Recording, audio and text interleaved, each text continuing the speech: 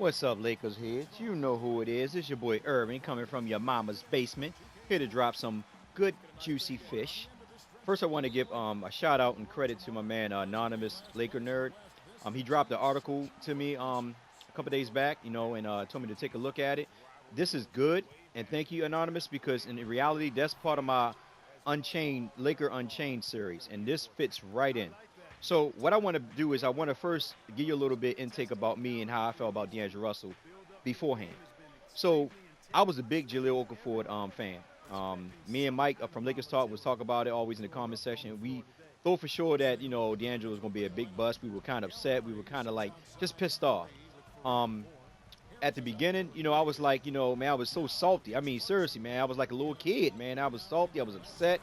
You know what I mean? All through from summer league to preseason up to the beginning before the All Star break, I was just so happy to come. Not All Star break. I'm sorry.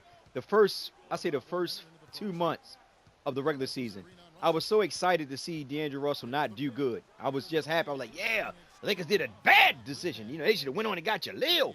I was all hyped up. You know what I mean? Trade him. I was like, trade him and trade Julius Randle because Julius Randle ain't doing nothing. Trade him, Julius Randle, and JC. Was it JC? No. Yeah, JC, I think at the time, for Russell Westbrook and Kevin D. KD. Russell Westbrook got one more year left. Give D'Angelo. No, I said give D'Angelo Russell and Julius Randle. And I think I did say Jay Z, or I think it was Nick Young. I forgot who it was. And I said give them to Russell Westbrook, so that way we get KD and Westbrook over here.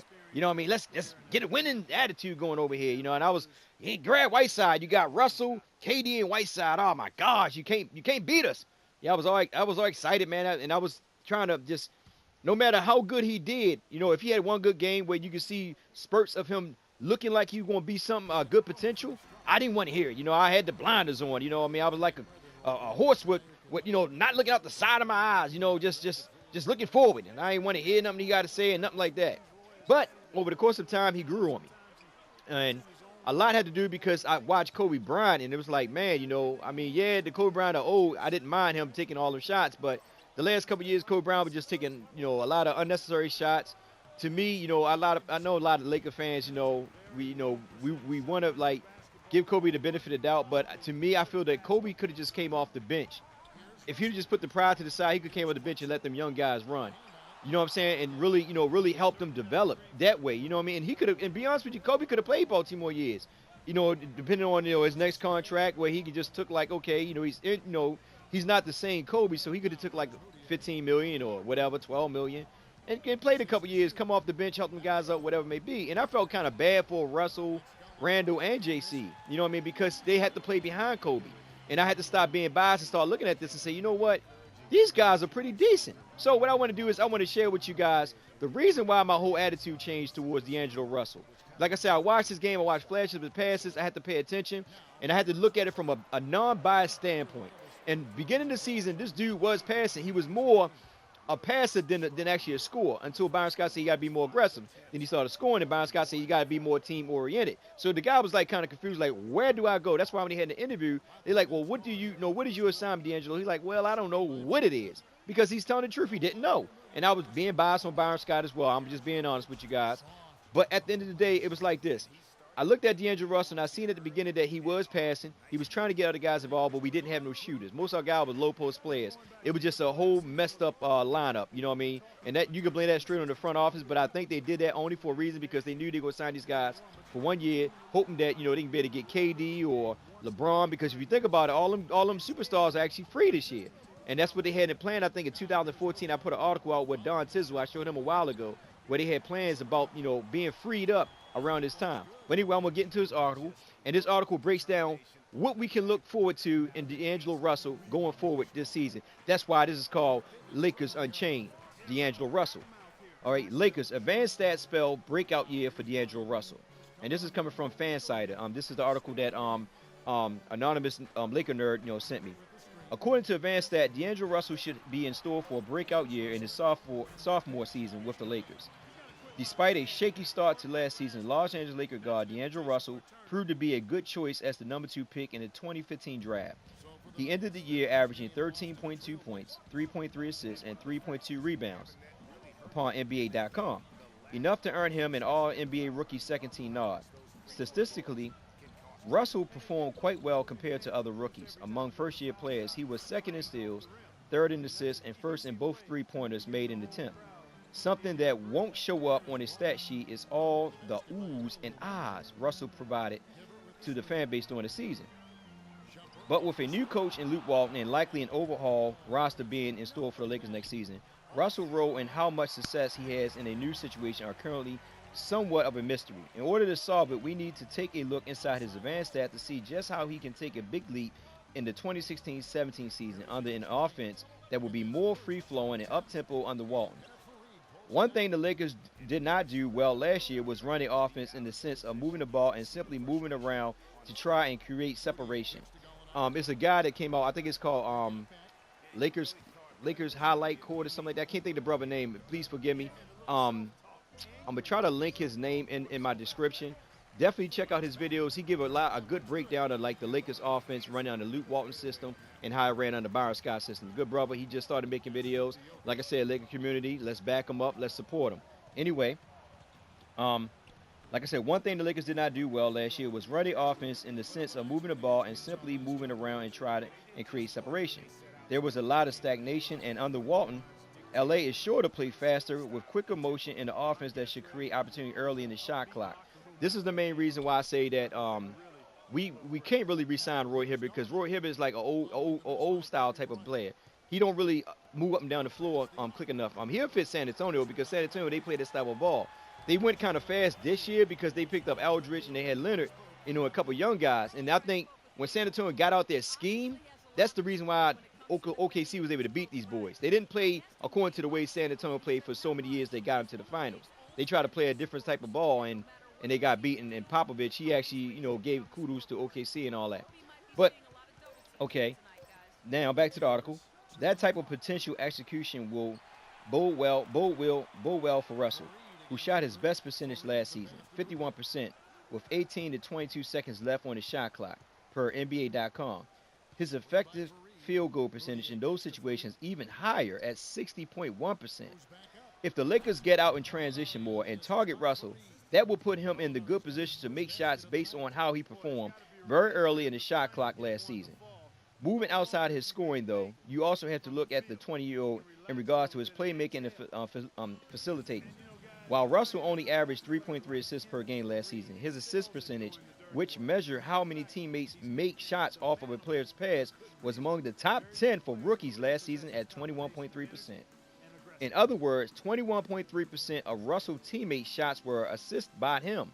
That's a pretty high number already, and is sure to go up next season when ball movement will be more prevalent in the offense.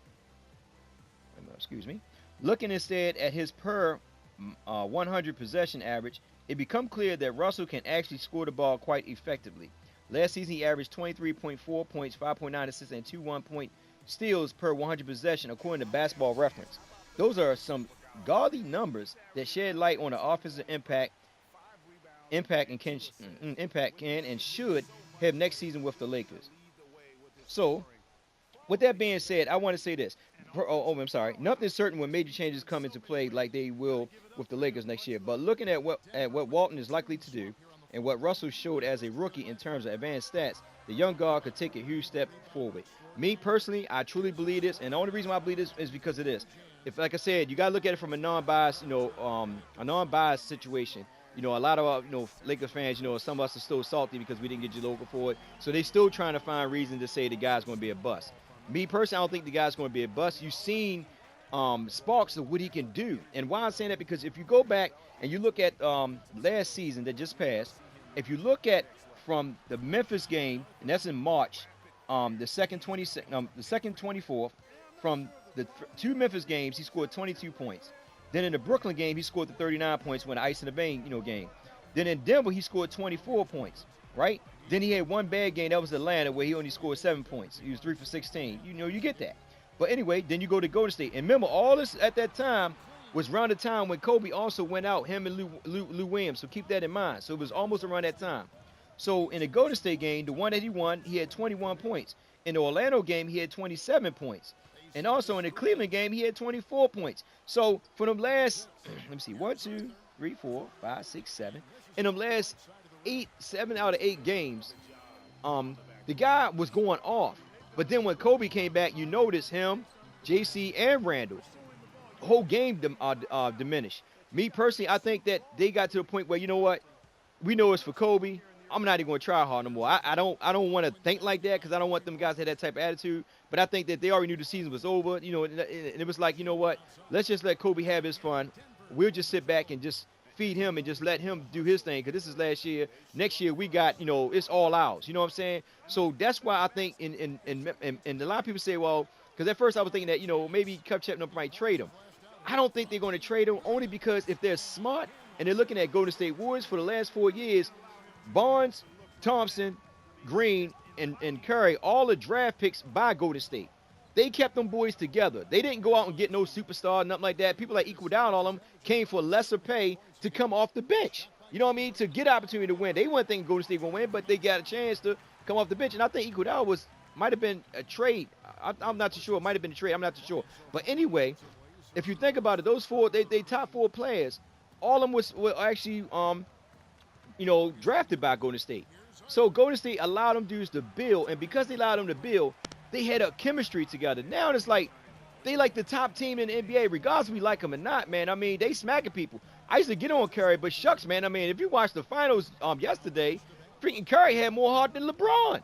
I mean, he was getting knocked down and all that, but the dude carried the team on his back, even if he didn't have to. But the point is, he knew what to do. So, with that being said, D'Angelo Russell this year, I think the brother, and this is me being a little bit out there, I think the brother can average 22 points. Yes, I do.